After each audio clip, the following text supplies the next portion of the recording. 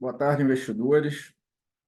Dando continuidade aqui à nossa série sobre integração com a Binance, hoje eu selecionei mais uns 4 endpoints aqui relacionados a Market Data Endpoints, né, que são webhooks públicos e não autenticados, né, que trazem dados de mercado.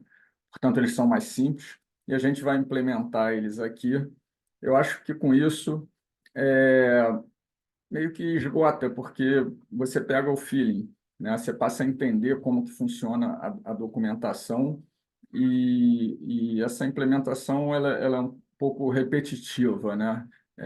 À medida que você precise, enfim, eventualmente tem necessidade de novos endpoints, pelo menos desses relacionados a market data. Depois a gente vai começar a falar sobre os endpoints autenticados aqui.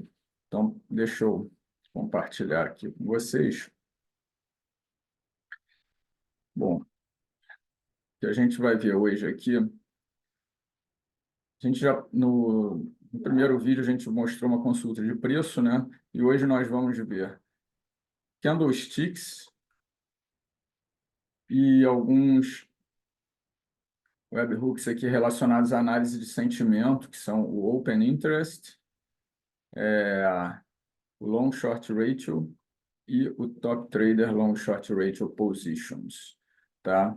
Então vamos ver de que se trata cada um deles. Os candlesticks eles trazem para um determinado símbolo, né? Símbolo é obrigatório e o intervalo, né? Que é o time frame, também é obrigatório, né? Então você pode, por exemplo, querer fazer a consulta dos candlesticks de BTC, o SDT, né? Aqui a gente está falando de perpetual, né? Futures perpetual, BTC ou SDT no intervalo diário, um dia. Então, você vai mandar esse request e ele vai te retornar um conjunto de candles, tá? Esses candles, eles trazem, ele retorna no formato de array, então, isso aqui seria um candle, vírgula, outro conjunto desse, outro candle, vírgula, outro conjunto, outro candle, e por aí vai, né? Para aquele time frame e aquele símbolo que você especificou. E esses candles, ele traz o a abertura, né? O momento da abertura em numéricos, depois você pode converter isso dentro do teu programa, isso para um formato mais humanizado, né? Traz o valor do candle na abertura, a máxima do candle, a mínima, o fechamento do candle, o volume, traz o horário de fechamento do candle e traz o volume no quote asset, no caso de Perpetual, aqui é em USDT. E traz também aqui de interessante o número de trades que aconteceram dentro daquele candle, né? Enfim, tem aqui outras informações, mas é isso. Você vai receber tudo dentro de um array. A response, né? A resposta dentro de um array. Aqui, os outros webhooks que nós vamos consultar são o Long Short Ratio. E o Long Short Ratio, ele também, você precisa passar no seu request qual é o símbolo para o qual você quer, qual é o period lá, no candle eles chamam de intervalo, aqui eles chamam de period, enfim. Mas no final é a mesma coisa, tá? Você tem que passar qual é o tempo gráfico que você quer e você pode especificar a quantidade, né, de linhas que você quer aí de retorno, né? O default é 30 e o máximo é 500, né? Então, por exemplo, se você passar aqui um período de um dia e com 500, você vai ter 500 dias de long short ratio, né? É, o long short ratio, ele traz a razão, né, entre os longs abertos e os shorts abertos dentro daquele determinado período. Então, assim, na verdade, ele quer dizer o seguinte: tem mais longs ou mais shorts. Quando ele está acima de um, significa que tem mais longs abertos, mais posições abertas de long. E quando ele está abaixo de um, significa que tem mais posições abertas de short do que de long, né?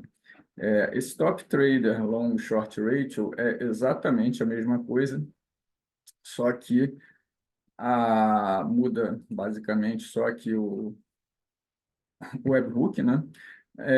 Mas essa informação ela traz aqui não da população inteira, e sim dos traders grandes, das baleias, das instituições, daquelas contas que são realmente robustas dentro da corretora, né?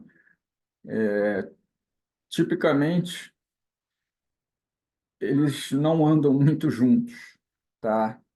Quando o long short ratio está subindo, ou seja, a galera, as sardinhas estão apostando em long, normalmente o top trader long short ratio vai acabar estando descendo, né? Porque eles estão sempre no movimento de tentar liquidar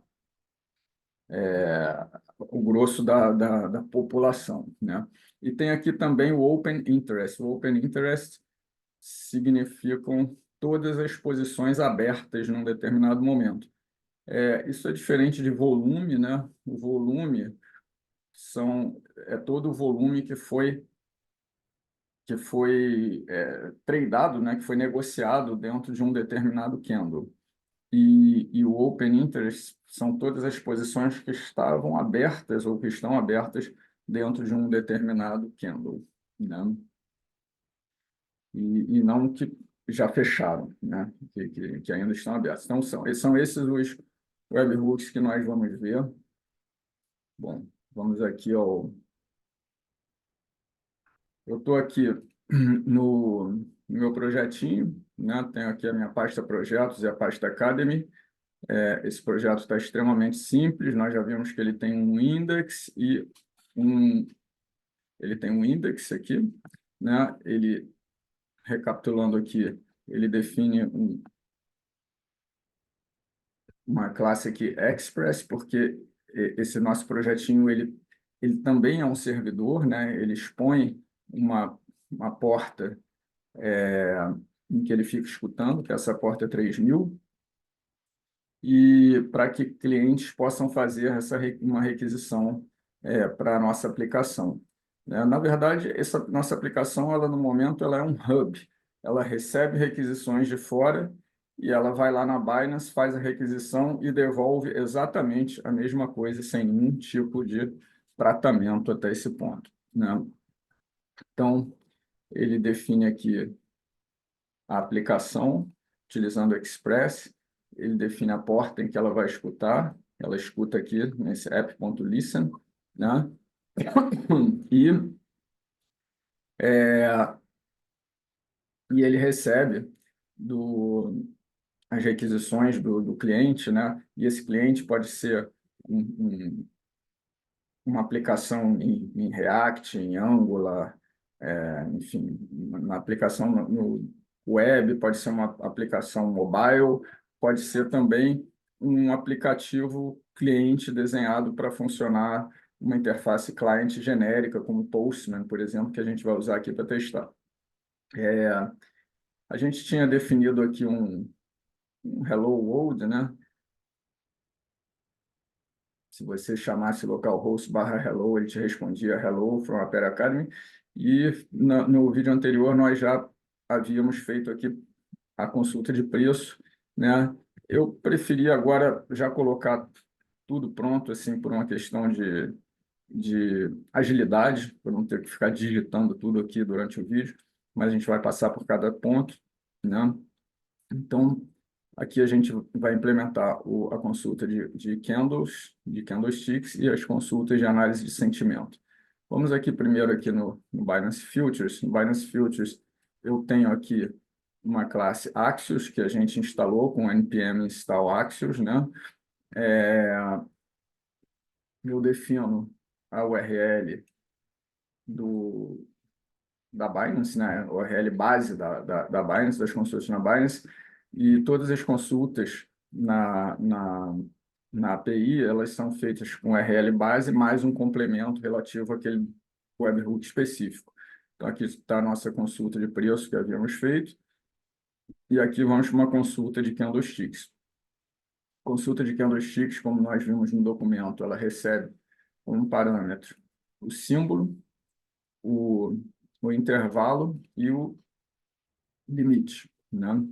Limite de candles. O intervalo aqui quer dizer se é diário, é 1 hora, 2 horas, 4 horas, enfim. É, vale notar aqui o seguinte, intervalos. Tá aqui.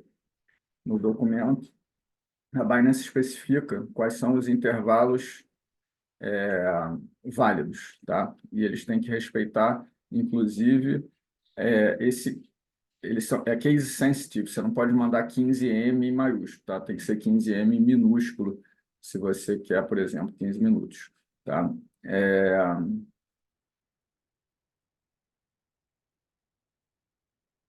voltando aqui.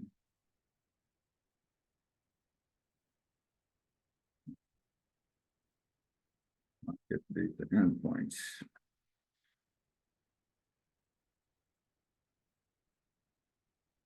Bom, então eu vou receber lá da minha aplicação cliente, ela vai ter que mandar qual é o símbolo, qual é o time frame, qual é o limite, né?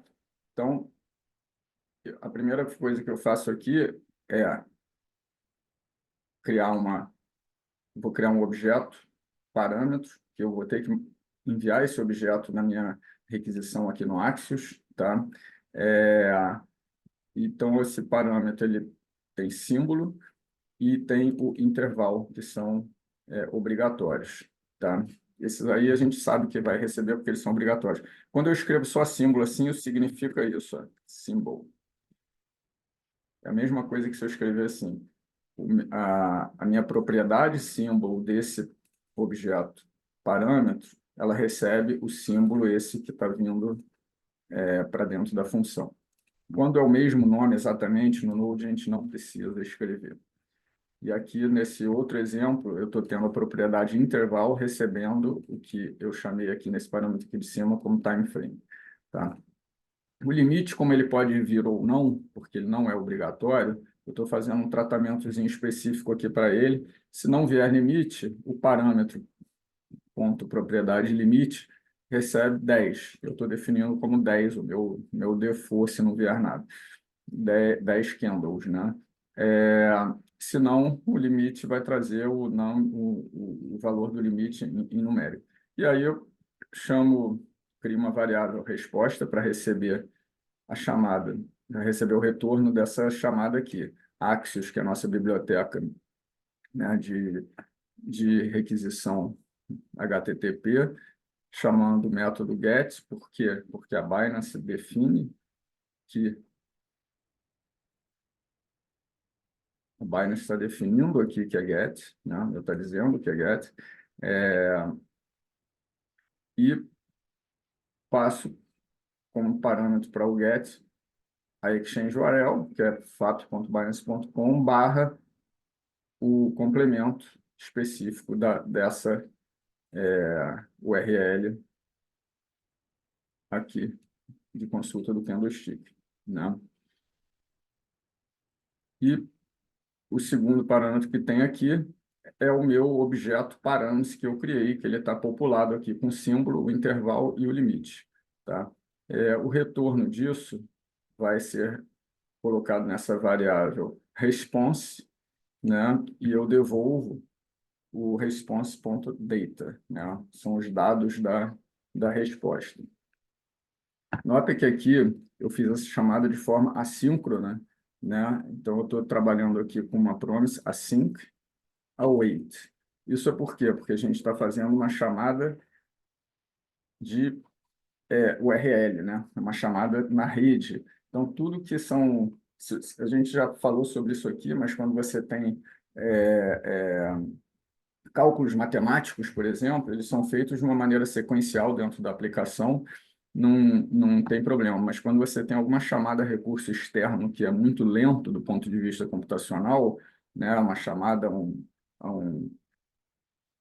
a um ponto de rede ou uma gravação em disco, alguma coisa assim, o programa o computador não sabe quanto tempo que isso vai levar para ele poder receber um retorno, então ele fica aqui de uma maneira aguardando um retorno de uma chamada que ela é assíncrona, né? Ele não sabe quando que ela vai voltar. Na hora que ela retornar, ele joga o resultado nessa variável response e devolve para o método chamador. Então, vamos lá, o método chamador é aqui o index chamando keylines, e aí isso também tem que ser assíncrono, porque se aqui eu estou fazendo uma chamada assíncrona, significa que esta função toda vai ser assíncrona, né? Não tem jeito.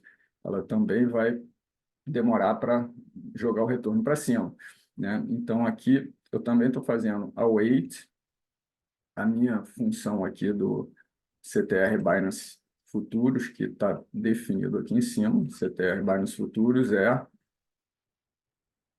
esse arquivo aqui, né? CTR Binance Futuros é esse arquivo aqui. Está no controller binancefuturos.js. Então,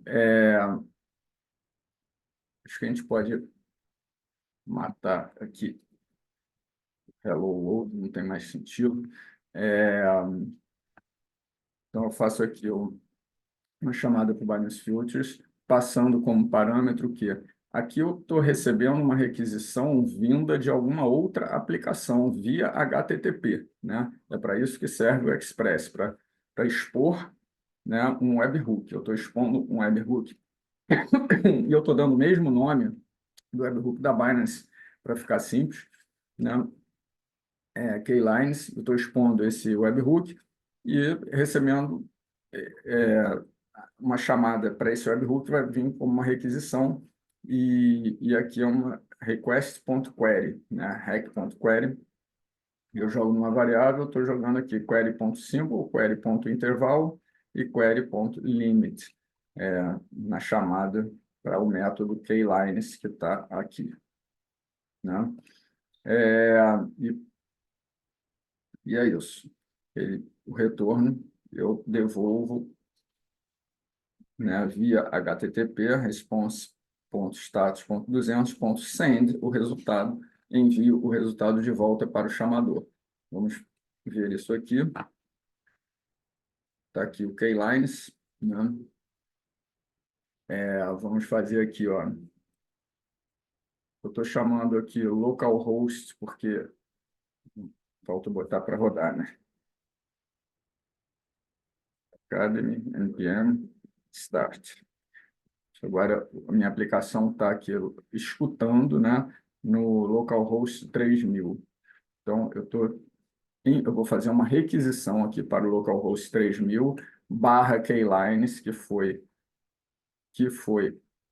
eu estou exportando aqui como webhook, né, barra keylines e passando como parâmetro o símbolo ETH-USDT, o intervalo de 1 hora e o limite de 50 candles. É isso que eu estou querendo. Vamos chamar aqui. Essa aplicação é uma aplicação cliente, né? Pronto. Chamou aqui e eu tenho os últimos 50 candles aqui, os últimos 50 candlesticks de ETH-USDT, momento de abertura do candle, e o OHLV, né? Open, High, Low, Close, Volume, né? Aqui a gente tinha visto lá aqui é o horário de fechamento, o volume em USDT e a quantidade de trades dentro desse candle, né? Então é isso. Aqui vale notar que eu estou chamando localhost porque a minha aplicaçãozinha está rodando aqui na minha máquina. Se ela estiver rodando num servidor externo, eu poderia colocar o IP aqui, sei lá, o IP fixo do meu servidor, ponto, não, pressupondo que esse fosse o meu IP, ou eu poderia colocar aqui um domínio, www.apl.io, um domínio, onde o meu servidor estaria rodando, por exemplo, né? Mas não tem nada disso aqui, localhost. Por enquanto, a gente está usando aqui o localhost, né? Bom, é isso. Agora a gente vai ver o outro método, que é o seguinte. Como o long-short ratio, o long-short ratio dos top traders, né? E o open interest, eles obedecem a mesma lógica e eles têm uma correlação, porque eles são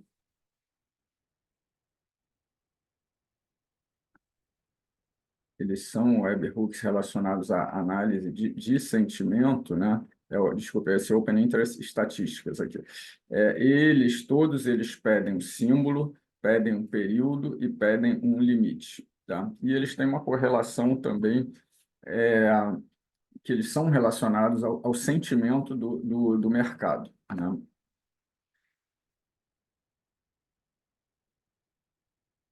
Então, até por uma simplificação, eu optei num, por colocá-los aqui por expor um webhook único. Eu chamei aqui de Futures Sentiment. Você poderia colocar cada um em um get diferente aqui, app get long short rate, app get top trader long short rate, app get open interest, enfim, pessoal. Eu optei por colocar assim e passar por parâmetros, né, o endpoint, que eu efetivamente quero que ele acesse lá na Binance, o símbolo, o intervalo e o limite de linhas de retorno que eu quero, né? E aí eu estou chamando aqui novamente, assim que é o weight, né? Porque tem que ser, porque eu vou fazer uma requisição na Binance, é, um- a função Future Sentiment, que está dentro desse meu controlador Binance Futuros aqui, né? E o resultado, sem nenhum tratamento, eu simplesmente mando ele de volta para o cliente que a gente está usando aqui, que é o Postman.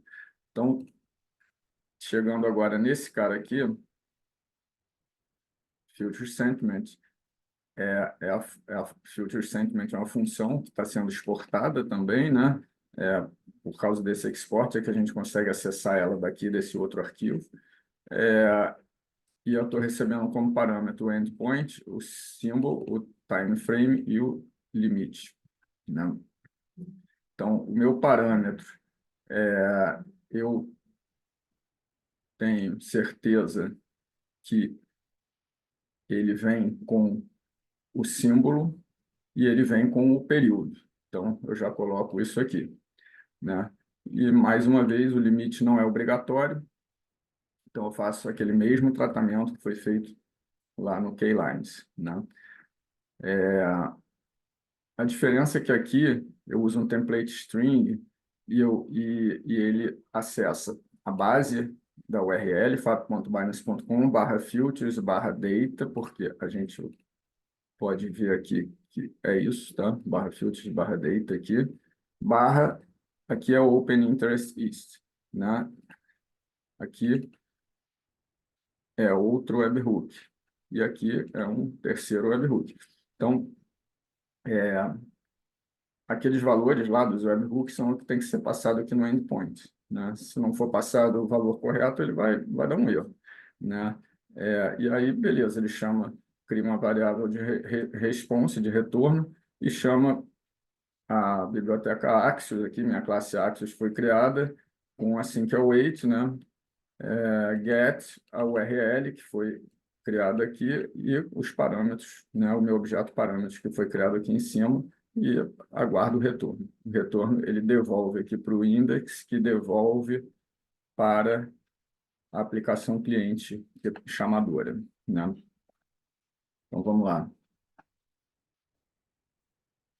Future Sentiment.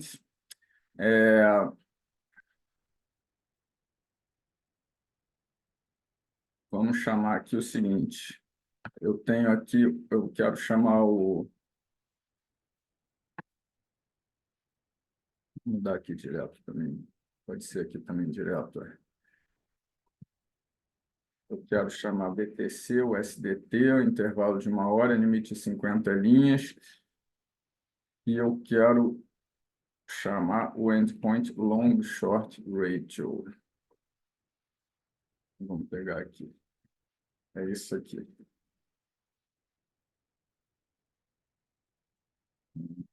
Vai ser esse aqui, Global Long Short Ratio, Account Ratio. Tá. Tirar esse vídeo aqui que está me atrapalhando aqui a visualização. Bom, então ele trouxe o Long Short Ratio, né?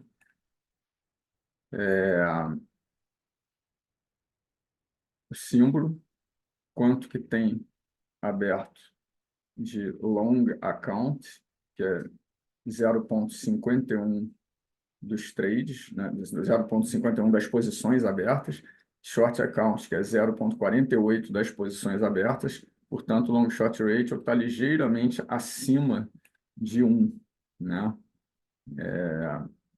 Para esse último período aí de 1 hora, ligeiramente acima de 1.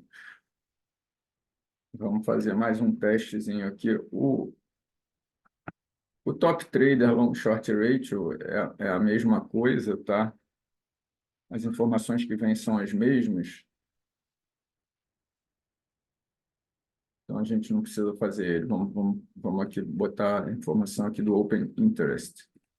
Substituir aqui, Open Interest.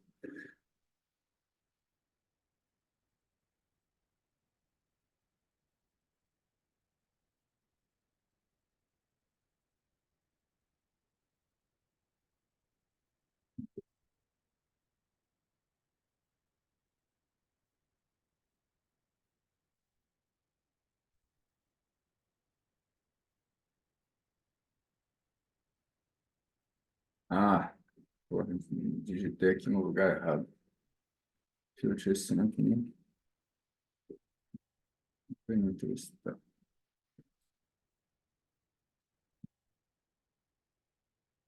Tá, ele está trazendo aqui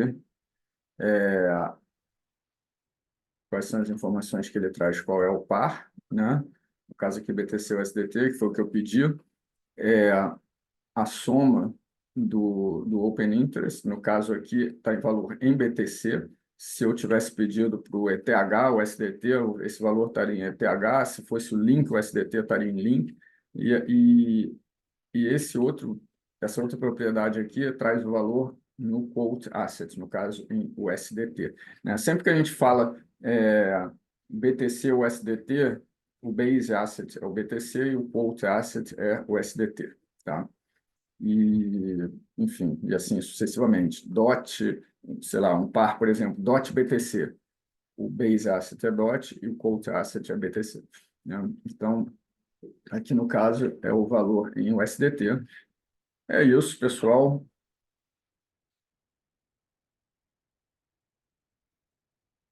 É isso, pessoal. É bem simples, né?